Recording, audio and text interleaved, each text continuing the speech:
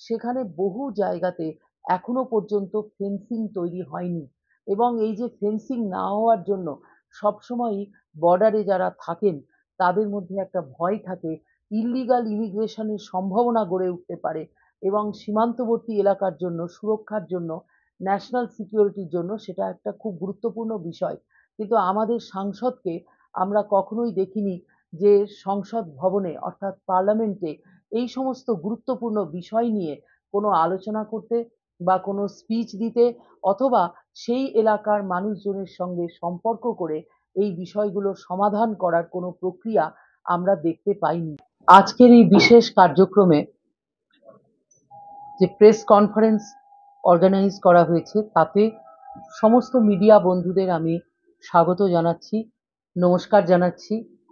আপনারা দীর্ঘদিন ধরে আমাদের সমাজের উন্নয়নে মিডিয়ার মাধ্যমে যেভাবে প্রচার করছেন তার জন্য আমি চিরকৃতজ্ঞ আপনাদের প্রতি, এবং আজকে ইংরেজবাজারের বিধায়ক হিসাবে এবং দক্ষিণ মালদা লোকসভার বিজেপির ক্যান্ডিডেট হিসাবে আমি আপনাদের সকলকে আবার স্বাগত এবং নমস্কার প্রণাম জানাচ্ছি।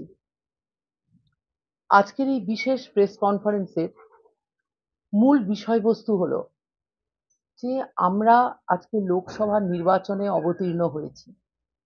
এই লোকসভার নির্বাচনে অবতীর্ণ হওয়ার আগে বিগত 10 বছর আমাদের এলাকায় যিনি সাংসদ ছিলেন সেই সাংসদের কি ধরনের কন্ট্রিবিউশন রয়েছে আমাদের দক্ষিণ মালদা লোকসভা কেন্দ্রের উন্নয়নের ক্ষেত্রে, এটাই আমাদের আজকের বিষয়বস্তু। সংসদের পক্ষ থেকে কোনো রকমের উদ্যোগ আমরা দেখতে পাইনি। আমরা এই এলাকায় সীমান্তবর্তী এলাকায় বসবাস করি।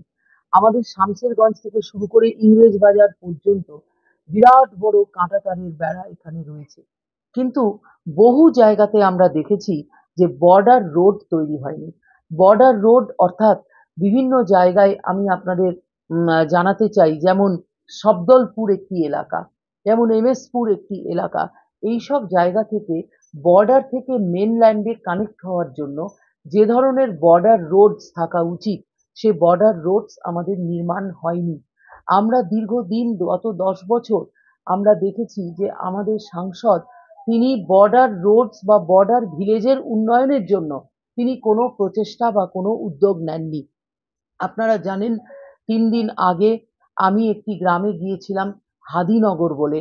এই গ্রামে যারা বসবাস করছেন তারা কাঁটাতারের ওপারে তারা বসবাস করছেন, এবং তাদের জন্য ন্যূনতম নাগরিক পরিষেবা অর্থাৎ তারা আমাদের বছরের পর বছর ভোট দিচ্ছেন, কিন্তু তাদের জন্য আইসিডিএস, তাদের জন্য স্কুল বা তাদের জন্য রোডস, অথবা যে সমস্ত স্কিম সেন্ট্রাল গভর্নমেন্টের আছে যেটা আমরা একজন সাংসদের কাছে অপেক্ষা করি, সেই সমস্ত স্কিমকে আমাদের বর্তমান সাংসদ যিনি 10 বছর আমাদের এলাকাতে রয়েছেন তার উদ্যোগে আমরা এই ধরনের কোনো কর্মকাণ্ড বা ওয়েলফেয়ার আমরা দেখতে পাইনি। এবং সেই সঙ্গে আমাদের মালদা জেলায় আমাদের যে দক্ষিণ মালদার যে এলাকা, সীমান্তবর্তী এলাকা, সেখানে বহু জায়গাতে এখনো পর্যন্ত ফেন্সিং তৈরি হয়নি, এবং এই যে ফেন্সিং না হওয়ার জন্য সবসময়ই বর্ডারে যারা থাকেন তাদের মধ্যে একটা ভয় থাকে, ইল্লিগাল ইমিগ্রেশনের সম্ভাবনা গড়ে উঠতে পারে, এবং সীমান্তবর্তী এলাকার জন্য সুরক্ষার জন্য, ন্যাশনাল সিকিউরিটির জন্য সেটা একটা খুব গুরুত্বপূর্ণ বিষয়। কিন্তু আমাদের সাংসদকে আমরা কখনোই দেখিনি যে সংসদ ভবনে অর্থাৎ পার্লামেন্টে এই সমস্ত গুরুত্বপূর্ণ বিষয় নিয়ে কোনো আলোচনা করতে বা কোনো স্পিচ দিতে, অথবা সেই এলাকার মানুষজনের সঙ্গে সম্পর্ক করে এই বিষয়গুলো সমাধান করার কোনো প্রক্রিয়া আমরা দেখতে পাইনি। এছাড়া আমাদের মালদা জেলা বিখ্যাত আমের জন্য। আম, পাট, লিচু, রেশম এই সমস্ত জিনিস আমাদের মালদা জেলার বিশেষ উৎপাদন হয়, এবং এই দ্রব্যগুলোকে নিয়ে আমাদের এখানে যারা ব্যবসায়িক আছেন, ব্যবসায়িক সমাজ বহুবার আমাদের জানিয়েছেন এবং সকলের সঙ্গেই আলোচনা করেছেন যে এখানে ম্যাঙ্গো ট্রেডারদের জন্য কোনো বিশেষ ব্যবস্থা আমাদের সাংসদ নেননি। অর্থাৎ একটা আমের চাষকে কিভাবে আমরা আরো উন্নত মানের করতে পারি, আম ব্যবসায়ী বা আম চাষিদের জন্য আমরা কি করতে পারি, অথবা যারা আমকে প্রিজার্ভেশন করে বাইরে ইম্পোর্ট এক্সপোর্টের কাজে যারা ইনভলভ থাকেন, সেখানে আমরা কি করতে পারি, এই বিষয় নিয়ে আমাদের আম চাষি, পাট চাষি, লিচু চাষি এবং রেশম, যে রেশম কালিয়াচকে একসময় মানে প্রায় সারা ভারতের মানুষ জানতেন যে রেশমের কথা।